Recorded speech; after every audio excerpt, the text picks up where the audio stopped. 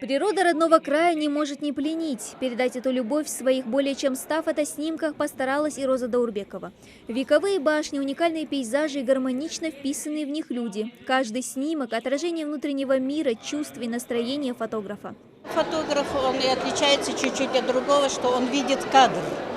А я, вот как я вижу этот кадр, так и снимаю. Главное уловить этот момент. Потому что это мимолетно, очень быстро проходит. Такой определенной тематики у меня нету, но я старалась представить природу через взгляд людей, так вот, как со стороны. Каждая работа Розы, она уникальна тем, что ты видишь одну картину, одну конкретную ситуацию, ты можешь полностью в нее погрузиться. Ты чувствуешь себя на месте фотографа, который наблюдал эту картину в реальности, и при этом у тебя получается на секунду забыть про то, где ты находишься, и это очень сильно помогает отдыхать мозгу от работы, от деятельности, от суеты.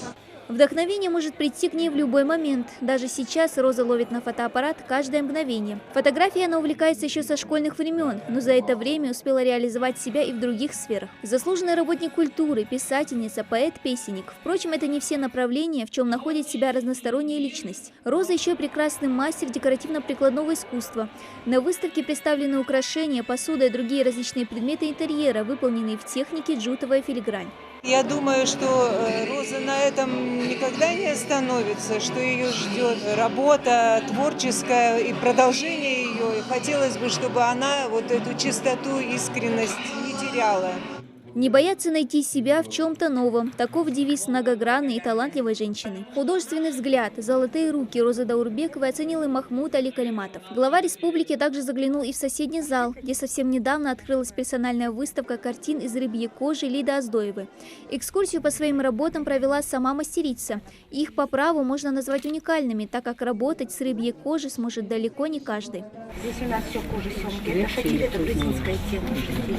Ну а после насыщенной экскурсии Махмуд Али Калиматов также вручил двум мастерицам почетные грамоты, цветы и подарки. Глава региона подчеркнул, что культурное направление в республике необходимо развивать. И большую помощь в этом оказывают именно такие творческие люди. Надо гордиться такими людьми, как вы. Сколько у нее энергии, сколько у нее эмоций, сколько она выстрадала все.